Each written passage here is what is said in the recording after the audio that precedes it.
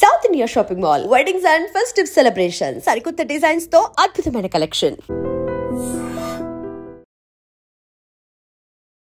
నమస్కారం, welcome to I dream. ధర్మ మార్గం విత్ విజిత కార్యక్రమానికి స్వాగతం.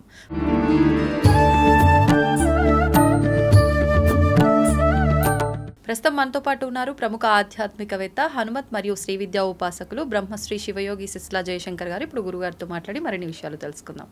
నమస్కారం గురుగారు. గురుగారు, సాధారణంగా మనం పారాయణ, లలిత పారాయణ చేస్తూ ఉంటాము. ఈ పారాయణకి కొంతమంది సాధనల చేస్తూ ఉంటారు. ఈ సాధనకి అనుపానం ఏదైనా ఉంటే అదేంటో వివరించండి. మనం శ్రీమాత యొక్క కృపని పొందాలి, లలితా సహస్రనామ స్తోత్ర పారాయణని శ్రద్ధగా మనం సాధనలాగా చేయాలి. లేదా మంత్రానుష్ఠానమైన లలితా సహస్రనామ స్తోత్ర పారాయణ అయినా, లేదా ఏ స్తోత్ర పారాయణ అయినా, ఎటువంటి సాధన అయినా కావాల్సింది శ్రద్ధ. శ్రద్ధగా మనం అనుష్ఠానం చేసిన, శ్రద్ధగా పారాయణ చేసిన అమ్మవారి అనుగ్రహం దొరుకుతుంది. ఎట్లా అయితే ఒక వ్యాధికి సంబంధించిన ఔషధాన్ని మనం తీసుకునేటప్పుడు అనుపానంగా కొన్ని మందులు నీళ్లతో వేసుకుంటాం, కొన్ని మందులు పాలతో వేసుకుంటారు, కొన్ని మందులు మజ్జిగతో వేసుకోమని చెప్తారు. ఇట్లా అనుపానం అనేది మన నిత్య సాధనకి, అమ్మవారి అనుగ్రహాన్ని పొందడానికి ప్రధానంగా మనకు ఉండాల్సిన లక్షణం అనుకోండి, అనుపానం అనుకోండి, ఏదైనా అనుకోండి, శ్రద్ధ. ఈ శ్రద్ధ ఉంటేనే ఇది జరుగుతుంది. ఓకే, అంటే నాకు శ్రద్ధ అంటే ఒకటి గుర్తొచ్చింది గురుగారు. మామూలుగా శ్రద్ధాదేవి అని చెప్పి వింటూ ఉంటాము. ఈ శ్రద్ధకి శ్రద్ధాదేవికి ఏమైనా సంబంధం ఉందా? అమ్మవారే రూపమే శ్రద్ధాదేవి. ఆ శ్రద్ధ మనకు ఉండటం అంటే అమ్మవారి అనుగ్రహం ఉండటమే. అమ్మవారి అనుగ్రహం ఉన్న వాళ్ళకి మాత్రమే శ్రద్ధగా అది చేయగలుగుతారు. అసలు ఎవరండి అంటే వైస్ వర్స, అంటే శ్రద్ధ ఉంటేనే అమ్మవారు అనుగ్రహిస్తుంది, అమ్మవారి అనుగ్రహం ఉంటేనే మనము శ్రద్ధగా చేయగలుగుతాం. అంటే మనం ఎంత కష్టపడినా అమ్మవారి అనుగ్రహం లేదే శ్రద్ధ అనేది పెట్టలేకపోతామంటారా? ఎలా తీసుకోవచ్చు? మనం కష్టపడి చేసినా మనకి అందుకు తగిన అర్హత ఉండి మనం కరెక్ట్గా చేస్తేనే అమ్మవారి అనుగ్రహం లభిస్తుంది. అంటే మనకి లోపల తాపత్రయం, మన చిత్తశుద్ధి అనే దాన్ని బట్టి అమ్మవారి అనుగ్రహం కలుగుతుంది. మన చిత్తశుద్ధి, మన సంకల్ప బలం ఏదైతే ఉందో దాని ప్రకారంగా అమ్మవారి అనుగ్రహం కలుగుతుంది. అమ్మవారి అనుగ్రహం కలిగినప్పుడే శ్రద్ధగా మనం చేయగలుగుతాం. ఆ శ్రద్ధాదేవి అనుగ్రహం ఉన్నప్పుడే అమ్మవారి అనుగ్రహం కలుగుతుంది. ఓకే, అంటే ప్రత్యేకించి మళ్ళీ ఆ శ్రద్ధ కలగడానికి ఆ దేవతకు సంబంధించి ఏదైనా మంత్రం అట్లా చేయాల్సిన, ఒకవేళ మనకి అమ్మవారిని ఆశ్రయించాలి, అమ్మవారి పరిపూర్ణమైన అనుగ్రహాన్ని పొందాలి, కానీ ఎంత చేసినా నేను మనసు లగ్నం చేయలేకపోతున్నాను, శ్రద్ధగా చేయలేకపోతున్నాను అంటే మళ్ళీ అమ్మవారిని ప్రార్థించాలమ్మా. మన కోరికల లిస్ట్ ఉంది కదా అమ్మవారికి, అందులోనే అమ్మా నాకు శ్రద్ధని ప్రసాదించమ్మా, నేను శ్రద్ధగా పారాయణ చేసే అవకాశాన్ని, శ్రద్ధగా సాధన చేసే అనుగ్రహాన్ని ప్రసాదించు తల్లి అని మళ్ళీ ఆవిడని అడగటమే. ఆవిడ పాదాలను ఆశ్రయిస్తే ఆవిడ అనుగ్రహిస్తుంది, శ్రద్ధ వస్తుంది. శ్రద్ధాదేవి అనేది అమ్మవారి స్వరూపంలో ఉండేదే, అమ్మవారి స్వరూపమే, అమ్మవారి నుంచి వచ్చిన రూపమే. ఆవిడ మనతో పాటు ఉంటే మన సాధన, మన పారాయణ చక్కగా సాగుతుంది. ఓకే గురుగారు, సాధారణంగా మనం మాట్లాడుకుంటూ ఉంటాము. అంటే కొంతమంది విషయానికి వచ్చేసరికి ఏదైనా ఇబ్బంది ఎక్కువగా కలిగినప్పుడు ఎన్ని పాపాలు చేశాడో ఏంటోరా ఇంత ఇబ్బంది పడుతున్నాడు అని చెప్పి అంటూ ఉంటాం. అంటే ఈ పాపంలో కూడా విధానాలు ఉంటాయా? దాని గురించి మాట్లాడుకుందాం. ప్రధానంగా 2 రకాల పాపాలని చెప్పబడుతున్నాయి. ప్రధానంగా అసలు పాపం ఒక మనిషికి కానీ ఒక కుటుంబానికి కానీ పాపాలు ఎందుకు వస్తాయి అని అంటే గనక 2 రకాల ప్రధానమైన కారణాలు. మొదటి కారణం ఏంటంటే చేయాల్సిన కర్మల్ని వదిలేయటం, చేయాల్సిన పనుల్ని వదిలేయటం. అంటే ఒక రకంగా బాధ్యతల్ని విస్మరించడం అనుకోవచ్చు. బాధ్యత అనే దాని కాకుండా ఇప్పుడు అనుష్ఠానం విషయంలోకి వచ్చేసరికి పరంపరగా వచ్చే అనుష్ఠాన ప్రక్రియ ఉంటుంది. ఇంట్లో దేవతార్చన ఉంటుంది, ఇంట్లో ఇంటి దేవుళ్ళు ఉంటారు. వీళ్ళని అశ్రద్ధ చేసి పక్కకు పెట్టేయడం, చేయాల్సిన పనుల్ని పక్కన పెట్టేయడాన్ని, చేయాల్సిన పనులు చేయకుండా ఉండటం వల్ల వచ్చే పాపం. ఓకే, అంటే మనం చేయాల్సిన పని, మన అనుష్ఠానం, మన దేవతార్చన, పూర్వీకుల నుంచి వచ్చే పద్ధతులు, పూర్వీకుల నుంచి వచ్చే ఆచారాలు, నోములు, వ్రతాలు ఏమన్నా కానివ్వండి, మన ఇంట్లో పెద్దవాళ్ళు వంశపారంపర్యంగా చేసే ఉంటాయి. వాటిని తెలుసుకొని మనం చేయాలి. ఓకే. అంటే చేయాల్సినవి చేయకుండా వదిలేయటం వల్ల వచ్చే పాపం ఒక రకం, చేయకూడనివి చేయడం వల్ల వచ్చేది ఒక రకమైన పాపం. చేయకూడదు నిషిద్ధ కర్మలు. ఇప్పుడు చూడండి, ఒకప్పుడు చూస్తే ఇలాంటి ఇప్పుడున్న ఉగ్రమైన పూజలు, ఉగ్ర సంబంధమైనవి లేవు. అంటే ప్రత్యంగిర అమ్మవారికి కానీ, లేకపోతే బగళాముఖి అని కానీ, ఇవన్నీ కూడా ఎవరో ఉపాసకులు పెద్దవాళ్ళు చేసేవాళ్ళు కానీ సామాన్య జనం వాటి పట్ల ఎక్కువగా ఆకర్షితులు అయ్యేవాళ్ళు కాదు. ఇప్పుడు అందరికీ అలాంటి దేవతల పట్ల ఎక్కువ ఆకర్షణ ఉంటుంది. అంటే ఎక్కువగా తొందరగా అనుగ్రహిస్తారు, తొందరగా అనుకునే నెరవేరుతాయి. వారాహి అని, ప్రత్యంగిర అని, బగళాముఖి అని అంటే ఉగ్రదేవతలు. వాళ్ళు దేవతలే, ఉగ్రదేవతలు. ఆ ఉగ్రదేవత అనుష్ఠానం అంటే మీ ఇంట్లో ఆచారం ఉండి, మీ ఇంట్లో మీకు ఉపదేశ పురస్కారంగా ఆ మంత్రాలు ఉండి, ఆ దేవత మీ ఇంటికి సంబంధించిన దేవత ఉండి మీ పెద్దలు చెప్తే మీరు చేయొచ్చు. ఎవరినో చూసి, పులిని చూసి నక్క వాతలు పెట్టుకున్నట్టుగా మనం ఇది చేస్తే నా కష్టాలన్నీ తీరుతాయేమో, ఇలా చేస్తే నేను అన్నిటా విజయం సాధిస్తానేమో, ఇట్లా చేస్తే నేను అందరికన్నా అధికంగా అగ్రస్థానంలో ఉంటానేమో అనే ఒక అపోహతోని ఎవరైతే ఇలాంటి పనులు చేస్తున్నారు అంటే నిషిద్ధ కర్మలు. అంటే నేను మీకు ఇప్పుడు ఉదాహరణ చెప్పిన దేవతలు నిషిద్ధం కాదు, మనకి నిషిద్ధం. అంటే మనకు ఉపదేశంగా ఒక గురువు గారు చెప్తే చేయాలి, అవసరం ఉంది అనుకుంటే పెద్దలు చెప్తే చేయాలి, అంతే తప్ప మనకు మనంగా చేయకూడదు. సో పాపాలు చేయాల్సిన పనుల్ని అశ్రద్ధ చేయడం వల్ల కలిగే కొన్ని పాపాలు, చేయకూడని పనులు చేయడం వల్ల వచ్చే పాపాలు కొన్ని. నిషిద్ధ కర్మలని చేయకూడదు. పెద్దలు సూచించిన మేరకే, గురువులు ఆదేశించిన మేరకే ఎలాంటివైనా కర్మలు, అనుష్ఠానము, జపము చేయాలి. వీటి ద్వారా పాప ప్రక్షాళన జరుగుతుందా? ఈ అనుష్ఠానాలు, పారాయణాలు ఇవన్నీ చేయటం వల్ల ఏదైతే ఒక గురువు మార్గదర్శకత్వం అనేది కంపల్సరీగా అనుష్ఠానంలో మన అనుష్ఠానం పరంగా, మంత్ర సాధన పరంగా కానీ, లలితా సహస్రనామ స్తోత్ర పారాయణ కానీ ఏదన్నా కానివ్వండి, ఒక గురుముఖత, గురువు ఆదేశానుసారం గురువుకి తను అన్నీ చేసి వచ్చి ఉంటాడు కాబట్టి మీరు ఏది చేయొచ్చు, ఏది చేయకూడదు, ఏది చేస్తే ఎటువంటి ప్రమాదం ఉంది, ఎటువంటి ఇబ్బంది ఉంది, ఎటువంటి లాభం కలుగుతుంది, ఎటువంటి ప్రయోజనం ఉంది, ఇప్పుడు మీకున్న పరిస్థితికి ఎలాంటి పరిస్థితి ఉంటుంది అనేది చేయాల్సినవి చేయాలి, చేయకూడనివి చేయకూడదు. ఓకే గురుగారు, ఇప్పుడు లలితా సహస్రనామానికి సంబంధించి ఎన్ని శ్లోకాలు ఉన్నాయి? 182 శ్లోకాలు ఉన్నాయి. 182 శ్లోకాలు ఉన్నాయి. ఓకే, అయితే ఇప్పుడు ఈ 182 శ్లోకాల్లో కూడా ఒక్కొక్క శ్లోకానికి ఒక్కొక్క శక్తి ఉంటుంది అని చెప్పి అంటూ ఉంటారు. అది వాస్తవమా గురుగారు? 100కి 100 పాళ్ళు ఒక్కొక్క నామానికి అనంతమైన శక్తి ఉంటుంది. అంటే ఎటువంటి శక్తి అంటే ఏం చెప్పగలము? ఒక్కొక్క నామానికి ఎటువంటి శక్తి ఉందంటే, లలితా సహస్రనామ స్తోత్రంలో అమ్మవారి నామంలో ఏ నామాన్ని మీరు తీసుకున్నా కూడా కోటి పాపాలని పోగొట్టే శక్తి ఉంటుంది. కోటి పాపాలని పోగొట్టి అనంతమైన పుణ్యరాశిని ప్రసాదించే శక్తి అమ్మవారి ప్రతినామానికి ఉంటుంది. ఓకే గురుగారు, ఇప్పుడు ఈ నిత్య అనుష్ఠానం అనేది చేయలేని వారు ఏ రోజుల్లో చేసుకుంటే విశేషమైన ఫలితం ఉంటుంది? నిత్యానుష్ఠానం చేసుకోవడానికి ప్రయత్నం చేస్తే మంచిది. ఒకవేళ అలా కుదరకపోతే ప్రతి మంగళవారం, శుక్రవారం చేసుకుంటే మంచిది. మంగళవారము, శుక్రవారము, పౌర్ణమి రోజుల్లో, అట్లాగే అష్టమి నవముల్లో, పౌర్ణమి తిథిలో, విశేషమైన పర్వడి దినాల్లో, పర్వడి దినాలంటే సంక్రాంతి కానీ, ఈ సంక్రమణ దినాల్లో కానీ, గ్రహణ సమయాల్లో కానీ, విజయదశమి కానీ, దీపావళి రోజు కానీ, పండుగలు విశేషమైన రోజుల్లో, ఉగాది పండుగ రోజు, సంక్రాంతి, ఉగాది ఇత్యాది రోజుల్లో చేసుకోవడం విశేషమైన ఫలితాలను ఇస్తుంది. ఇప్పుడు మీరు సంక్రమణం అంటే నాకు ఒకటి గుర్తొచ్చింది. మామూలుగా మకర సంక్రమణం అని చెప్పి సంవత్సరానికి ఒక్కసారి మనం పండుగ జరుపుకుంటాం.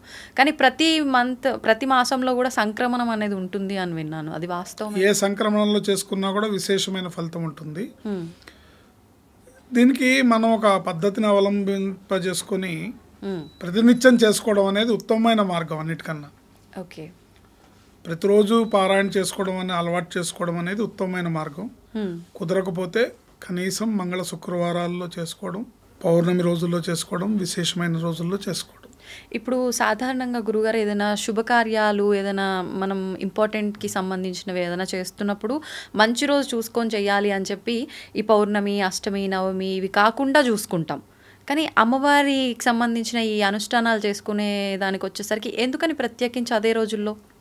అమ్మవారికి ప్రీతికరమైన రోజులు.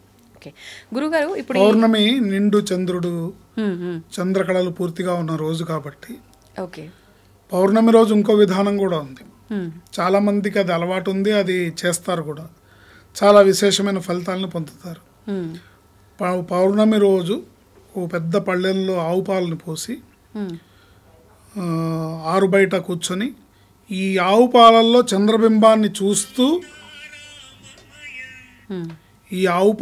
చంద్రబింబాన్ని చూస్తూ లలితా సహస్రనామ స్తోత్ర పారాయణ చేస్తారు. చాలా విశేషం. అంటే ఆ చంద్రబింబంలో అమ్మవారి రూపాన్ని మనం ఊహించుకోవాలి. పెద్ద పళ్ళెంలో పాలు పోసి ఆ పాలల్లో చంద్రుడిని చూస్తూ ఆ చంద్రబింబంలో అమ్మవారి రూపాన్ని మనం ఊహించుకుంటూ లలితా సహస్రనామ స్తోత్ర పారాయణ చేస్తారు. ఈ అలవాటు చాలా మందికి ఉంది. చాలా విశేషమైన అలవాటు ఇది. చాలా విశేషమైన అనుగ్రహం లభిస్తుంది. ఓకే ఓకే గురుగారు, ఇప్పుడు లలిత సహస్రనామాలు అనగానే మనకు గుర్తొచ్చేది వసిన్యాది వాగ్దేవతలు. వారే మొదటగా అమ్మవారి వర్ణనంతా కూడా ఇలా నామరూపంలో చెప్పారు అని చెప్పి, వారి నోటి నుంచి అమ్మవారికి సంబంధించిన వర్ణనలో మొదటగా వచ్చిన నామం ఏంటి? శ్రీమాత. అర్థం ఏంటి గురుగారు శ్రీమాత అంటే? శ్రీమాత అంటే జగత్తుకి తల్లి అని అర్థం. మాత అనే పదానికి మాత అంటే అన్నింటికీ కారణమైనది అని అర్థం. శ్రీమాత అంటే సకల చరాచర జగత్తుకి, సృష్టికి మూలమైనది, ఆధారమైనది, మాతృస్వరూపమైనది అని అర్థం. అంటే ఇప్పుడు మీరు చెప్పిన దాన్ని బట్టి సృష్టి స్థితి లయకారకురాలు అమ్మవారు అనేటట్టుగా అర్థమవుతుంది. అసలు నిజంగా సృష్టి స్థితి లయకి సంబంధించిన శక్తిని ప్రసాదించేది ఎవరు గురుగారు? పరమేశ్వరుడు. శివుడు. పరమేశ్వరుడు అంటే శివుడు వేరు, పరమేశ్వరుడు వేరా? అంటే శివుడు వేరు, పరమేశ్వరుడు వేరు, విష్ణు వేరు, బ్రహ్మ వేరు కాదు, అన్నీ ఒకటే. ఆ పరమేశ్వరుడి శక్తే ఇక్కడ సృష్టి చేసేటప్పుడు అమ్మవారి రూపంలో ఉంటుంది, సృష్టించేటప్పుడు బ్రహ్మదేవుడి రూపంలో ఉంటుంది, స్థితిని కలిగించేటప్పుడు విష్ణుమూర్తి రూపంలో ఉంటుంది, లయం చేసుకునేటప్పుడు శివుడి రూపంలో ఉంటుంది. ఓకే.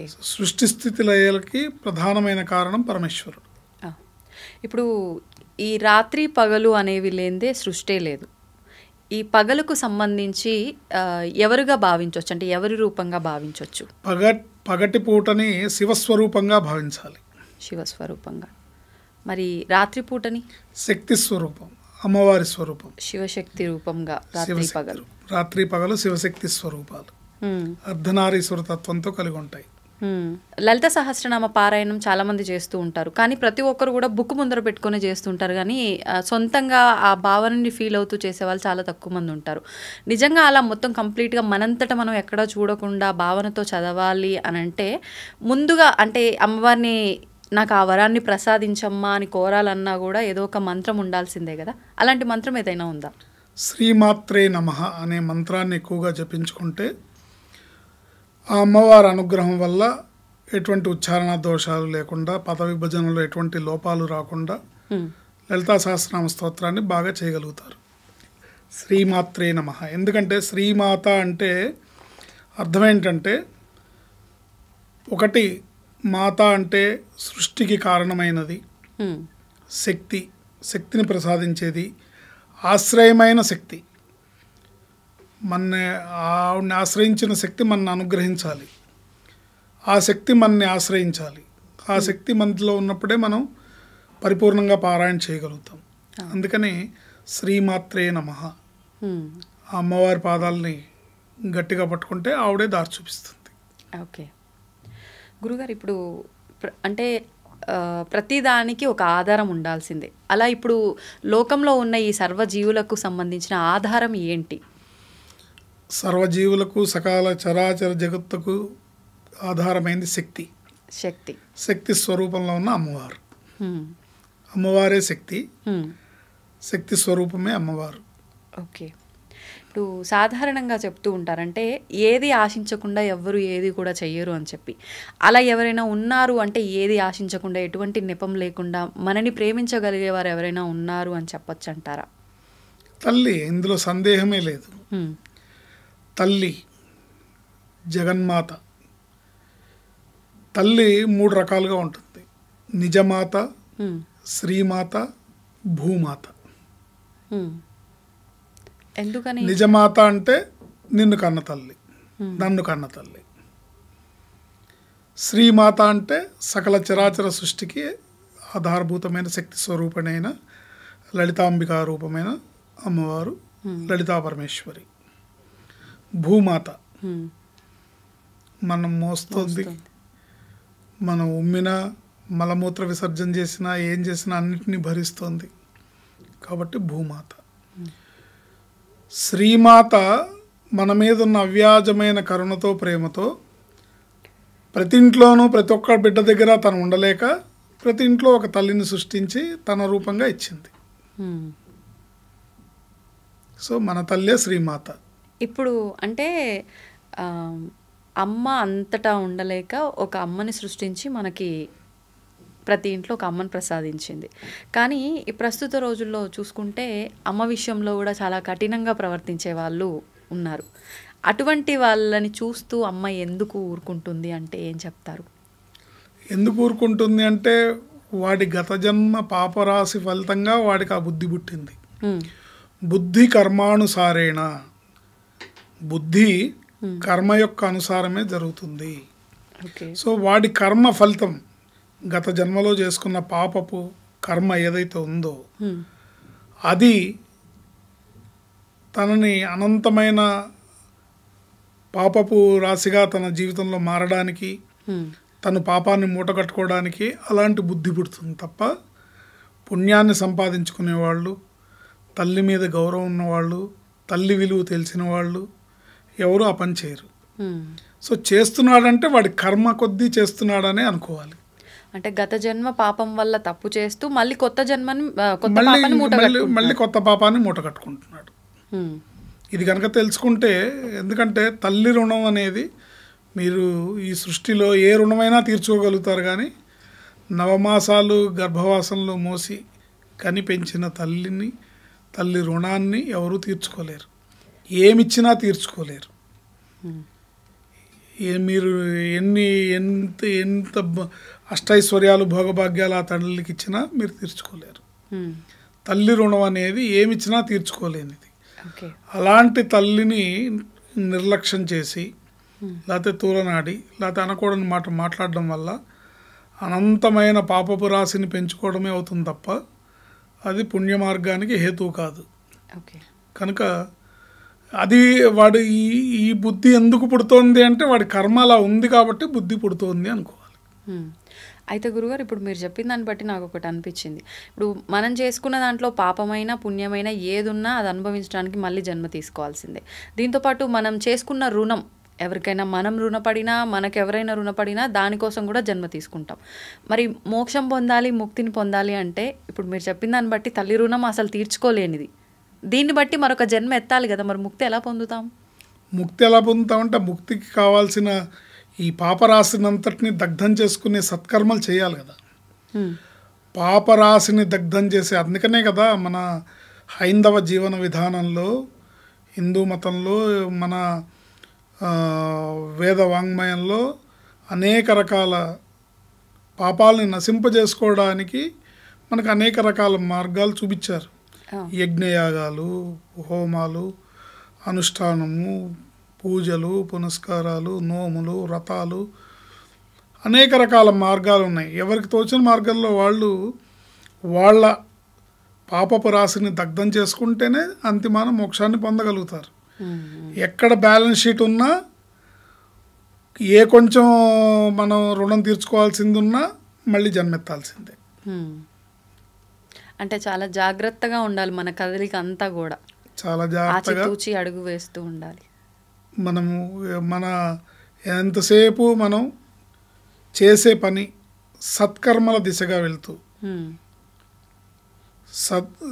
సన్మార్గంలో నడుస్తూ అమ్మని సద్బుద్ధిని ప్రసాదించమని కోరుకొని మనం సన్మార్గంలో నడుస్తూ సత్కర్మల్ని చేస్తూ పోతే ఒకనాటికి చేసిన పాపపు రాశంతా దగ్ధమై పుణ్యాన్ని సంపాదించుకొని మోక్షాన్ని పొందగలుగుతాం. ఓకే, ఇప్పుడు కొన్ని సందర్భాల్లో మనం అంటూ ఉంటాము, అంటే ఆవిడ మనకు ఇంతటి జీవితాన్ని ఇచ్చింది కాబట్టి మనం ఆవిడకి ఏమీ చేయలేం. ఇప్పుడు చేస్తున్న ఈ ప్రసాదాలు పూజలు ఏం చేసినా ఎంత చేసినా అన్నీ ఇంత కూడా అవ్వదు. అట్లాంటిది మనం కృతజ్ఞత తెలుపుకుంటే మాత్రం సరిపోతుంది, అన్నీ అమ్మ చూసుకుంటుంది అంటారు. నిజంగా ఇన్ని చేసినా చేయకపోయినా ఆ కృతజ్ఞత ఒక్కటి అనేది ఉంటే ఆ అమ్మ అనుగ్రహం ఉంటుందంటారా? కృతజ్ఞత ఒక్కటి సరిపోదు కదా, మనం కూడా మన బాధ్యతలు నెరవేర్చాల్సిన అవసరం ఉంది కదా. మనం ఒక మానవ జన్మ తీసుకున్నందుకు ఈ జన్మలో నా బాధ్యత ఏంటి, నా ధర్మం ఏంటి, నేను చేయాల్సిన పనులు ఏంటి, నా జన్మ రాహిత్యం ఏంటి, అంటే నేను ఎందుకు పుట్టాను, నేనేం చేయాలి, అవి చేసే దిశగా ఆలోచిస్తూ చేస్తూ వెళ్ళాలి. భగవంతుడు చేసే పని సృష్టి కార్యక్రమం ఏదైతే ఉందో, సృష్టి స్థితి లయలు, వీటిల్లో మనం ఆయన మార్గంలో ఆయన ఆలోచన విధానం, భగవంతుడికి అందరూ తన బిడ్డలే, పరమేశ్వరుడికి అందరూ తన బిడ్డలే, మనం కూడా ఆ భావనతో ఉండాలి.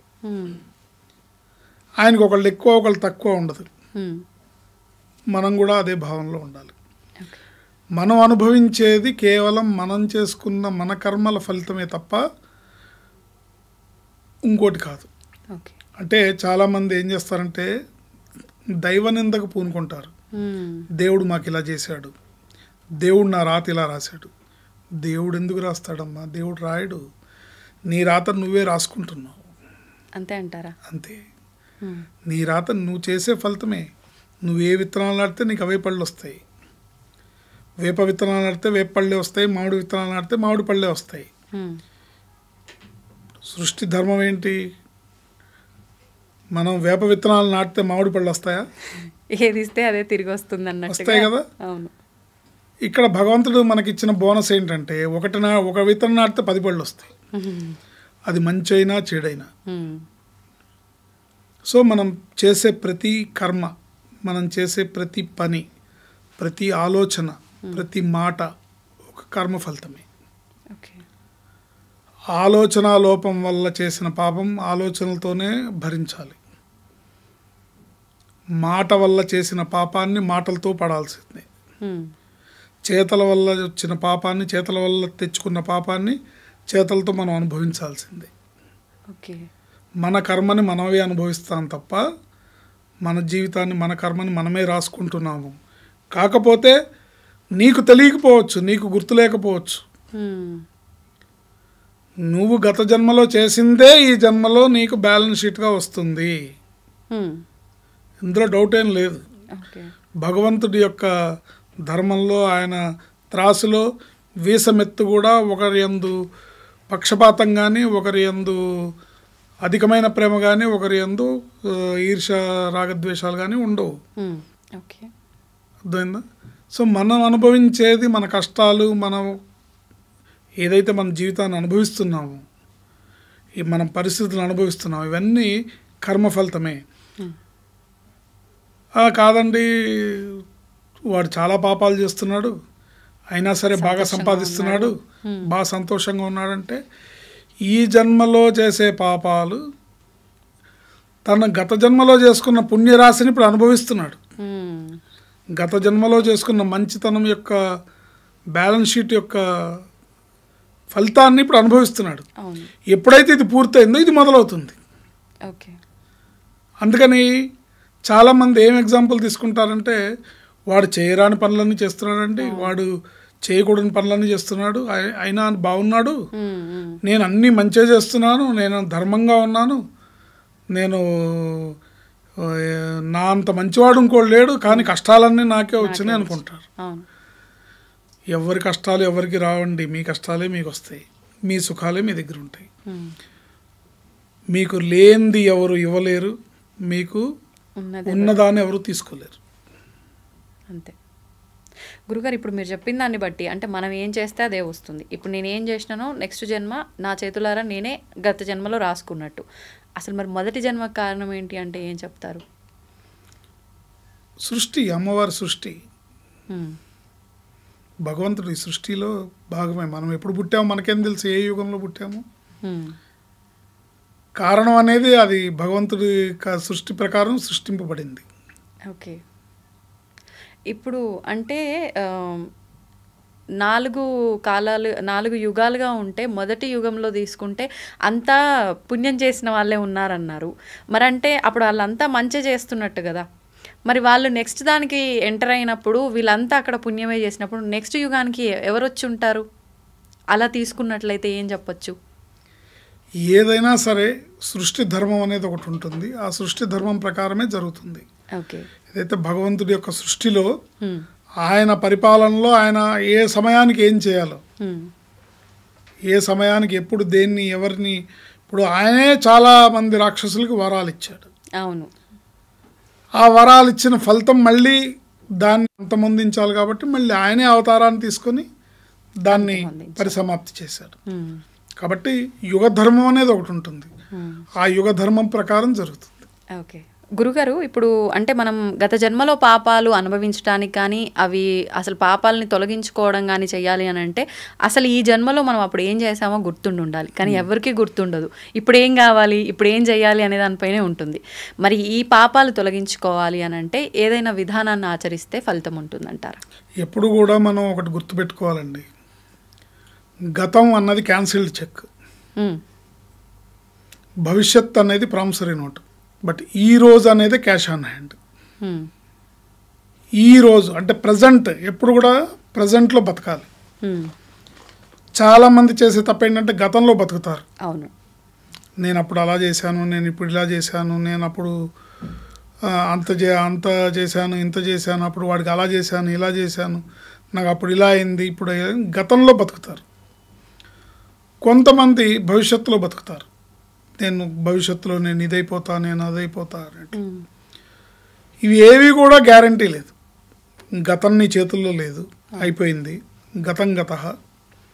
భవిష్యత్తు నీ చేతిలో లేదు, ఏం జరుగుతుందనేది తెలీదు. ఈ రోజున మనం ఏం చేసాము అనేది ఇంపార్టెంట్. అందుకని ఈ రోజున మన ధర్మాన్ని మనం నిర్వర్తిస్తూ, అందుకనే మన పెద్దలు మన వేదవాంగ్మయంలో ఇచ్చిన ఈ స్తోత్ర పారాయణలు కానివ్వండి, మంత్రానుష్ఠానలు కానివ్వండి, దేవతార్చనలు కానివ్వండి, యజ్ఞయాగాది హోమాలు కానివ్వండి, ఇప్పుడు మన చేతుల్లో ఉన్నప్పుడు మనం సరైన రీతిలో ఉపయోగించుకొని పుణ్యరాశిని పెంపొందించుకోవడానికి ఉపయోగపడే సత్కర్మల్ని ఆచరించాలి. ఓకే. అవే మనకి డిపాజిట్స్, భవిష్యత్తులో మన భవిష్యత్తుకి డిపాజిట్స్, మనకి మన కుటుంబానికి మన పిల్లలకి మన భవిష్యత్తుకి రాబోయే తరాలకి డిపాజిట్స్. సో ఇలాంటి సత్కర్మలను ఆచరింపజేయాలంటే ముందు మన బుద్ధి సన్మార్గాలు నడవాలి. బుద్ధి సన్మార్గాలను నడవాలడానికి ఉపయోగపడేవే మంత్రానుష్ఠానంగా అయినా స్తోత్రపారాయణ అయినా. మనం చెప్పుకుంటున్న ఇప్పుడు లలితా సహస్రనామ స్తోత్రపారాయణ ఏదైతే ఉందో నిత్యం ఒక అలవాటుగా చేసుకుంటూ ఉంటే, ఆ తల్లి పాదాలను ఆశ్రయించి ఆ స్తోత్రపారాయణ చేస్తూ ఉంటే మనకి సద్బుద్ధి కలుగుతుంది. తద్వారా సన్మార్గంలో నడవగలుగుతాం. సన్మార్గంలో నడిచినప్పుడు సత్కర్మలను ఆచరింపజేసుకోగలుగుతాం. సత్కర్మలను ఆచరిస్తే ఆటోమేటిక్గా సత్ఫలితాలు వస్తాయి, దుష్ఫలితాలు వస్తాయని భయపడద్దు. ఓకే. మనం చేస్తున్న పని మంచిగా మనం ఇందాక చెప్పుకున్నట్టుగా మామిడి విత్తనాలు నాటి వేపళ్ళు వస్తాయని భయపడద్దు, ఖచ్చితంగా మామిడి పళ్ళే వస్తాయి. కానీ వేప విత్తనాలు నాటుతూ మామిడి పళ్ళు రావాలని ఆశించద్దు, కానీ రావు. కొన్ని సందర్భాల్లో అంటే మంచి చేద్దామని వెళ్తే చెడే ఎదురవుతుంది అని చెప్పి మనం భావిస్తూ ఉంటాం. అది భావన లేకపోతే అది వాస్తవం? ఎట్లా జరుగుతుంది? మంచి చేద్దాం వెళ్తే చెడు ఎట్లా అవుతుంది చెప్పండి. ఇప్పుడు తోటి వారికి సహాయం చేయడమే తీసుకోండి, అది మనం సహాయం చేసినంత వరకు అది వాళ్ళకి హెల్ప్ చేసామనే భావన బాగానే ఉంటుంది. అది కొన్నిసార్లు తిప్పికొట్టి ఎన్నెన్నో రకాల ఇబ్బందులకు గురయ్యే పరిస్థితి చెప్పండి. అంటే మనం మీ చేసిన అకౌంట్ లో మీరు చేసింది మీరు చిత్తశుద్ధితో మీరు మంచి చేస్తే అది మీకు మంచి అవుతుంది, ఇందులో ఎటువంటి సందేహం లేదు. ఓకే, ఒకవేళ అతను మీకు చెడు చేశాడు అనుకోండి, అది అతని ఖాతాలో పడుతుంది కానీ మీకు కాదు. ఓకే, తాత్కాలికంగా మీ మనసు అమాయకత్వంతో బాధపడినా మీరు చేసింది కరెక్టే కదా. ఓకే, అంటే ఇక్కడికిక్కడ పరిస్థితి ఎలా ఉన్నా భగవంతుడి దృష్టిలో దానికి సంబంధించి ఏ ఫలితం రావాలో భగవంతుడి దాకా అక్కర్లేదమ్మా, భగవంతుడి దాకా అక్కర్లేదు. ప్రతి చర్యకి ఒక ప్రతీకార చర్య అనేది ఉంటుంది. అంతే, మనం చేసే ప్రతి పని ఎక్కడ ఏది వృధా పోదు. అది మంచి అయినా చెడైనా, ఇది బాగా గుర్తుపెట్టుకోవాలి. ఓకే, మంచి అయినా చెడైనా వృధా పోదు, తిరిగి మళ్ళీ గోడ కొట్టిన బంతిలా మనకు తిరిగి వస్తుంది. అందుకని మనం చేసేవి మంచి ఆలోచనలుగా, మనం చేసే పనులు మంచి పనులుగా, మనం చేసే కర్మలు సత్కర్మలుగా ఉన్నప్పుడు ఖచ్చితంగా మీకు మీ కుటుంబానికి సత్ఫలితాలే వస్తాయి. ఏమోనండి మేము మాకు తెలిసి మేము ఎవరికి అన్యాయం చేయలేదండి, కానీ మేము అన్యాయం అయిపోయామంటారు. కొంచెం డీటెయిల్డ్గా మనం గమనిస్తే తెలుస్తుంది ఎక్కడ లోపం జరిగిందో. ఒకవేళ తెలిసి తెలియక ఏదన్నా చేసినా అమ్మవారి అనుగ్రహంతో అమ్మవారి పాదాలను ఆశ్రయించి నిత్యం శ్రీ లలితా సహస్రనామ స్తోత్ర పారాయణని ఒక అలవాటుగా పెట్టుకుంటే బ్రహ్మాండంగా అమ్మవారి అనుగ్రహంతో సద్బుద్ధి కలిగి సత్కర్మలను ఆచరింపజేస్తాను. ధన్యవాదాలు గురుగారు. ఆయుష్మతి భవ.